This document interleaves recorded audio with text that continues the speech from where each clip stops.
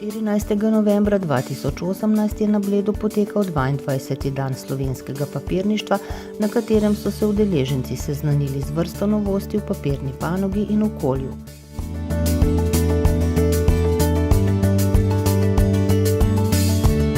Kako v luči današnjega posveta vidite stanje in prihodnost v papirni industriji? Naš redni letni posvet oziroma zbor slovenske papirne industrije je 22. in tudi letos bomo optimisti, tako kot vedno.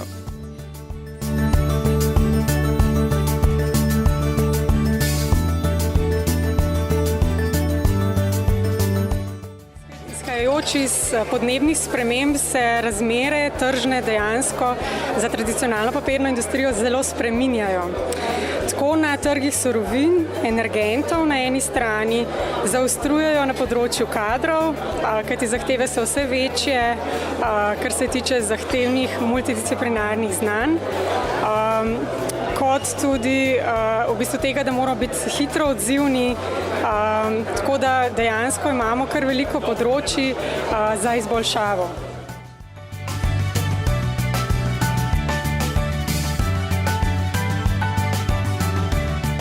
Naš tradicionalni dogodek, letni srečanja papirničarjev z cele Slovenije, mednarodni dogodek, predvsem imamo tudi obiska kolegov iz tujine, koristimo, da se malo posvetujemo in staknemo glave, kaj v tem noro drvečem svetu nas čaka naprej.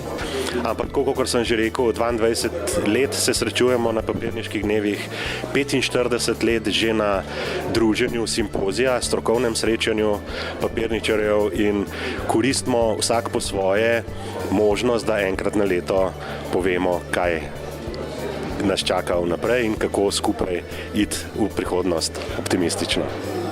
Domači in tuji predavatelji so predstavili nove razmere na trgu surovin in energentov, potrebe po izboljševanju osnovne in energetske učinkovitosti, nove prodajne poti in nove potrošniške navade ter spremembe v širšem okolju, ki so oblikujejo tudi prihodnost papirne in papirno-predelovalne industrije. Europe is increasingly focusing on circular economy and on bioeconomy, and in addition trying to put those two together in the circular bioeconomy.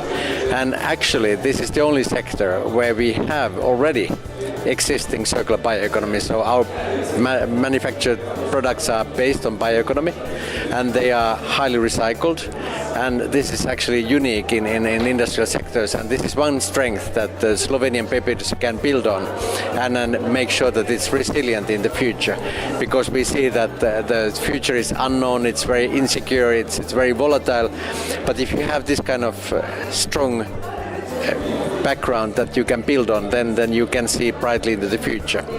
Furthermore, this is something that the consumers seem to like, and we know that it's something that we can offer to the society as such, that it's something that is contributing positively to the society and building the future also in Slovenia.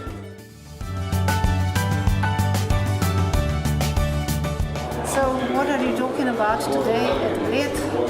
Well, first of all, thank you for the invitation and for this wonderful half day. It's been very interesting already, talking about so many things that are moving the industry, and we're all in the same boat.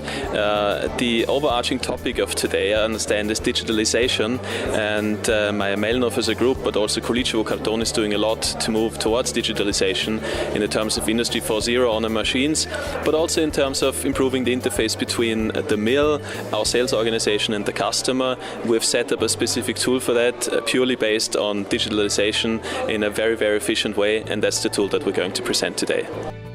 Na dnevu papirništva je bilo podeljeno tudi priznanje za najboljše zaključno delo z področja papirništva in sorodnih ved. Bom povedal par besed o svojem magistrskem delu, razvoj metode za določanje antrakinona v kartonu. Torej, kot vemo, se za številne kemijske spojine s časoma izkaže, da so tako ali drugače zdravju škodljive. Ena izmed njih je tudi antrakinon, za katere so bili ugotovljeni nekateri škodljivi učinki na človekovo zdravje. Ker pa je antrakinon precej splošno prisoten v papirniški industriji in posledično tudi v njihovih proizvodih, se v zadnjem času pojavila potreba po neki analitski metodi, ki bi omogočila učinkovito spremljanje koncentracije oziroma vsebnosti antrakinona v kartonu. No. In to pa je nekako bil tudi cilj mojega magistrskega dela.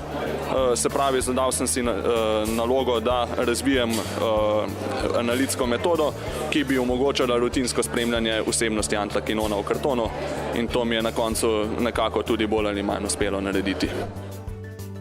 Dogodek je znova potrdil, da je papir simbol trajnosti, papirna industrija pa zgled trajnostnega delovanja, ki uvaja vse več elementov krožnega gospodarjenja in je odprta za novosti.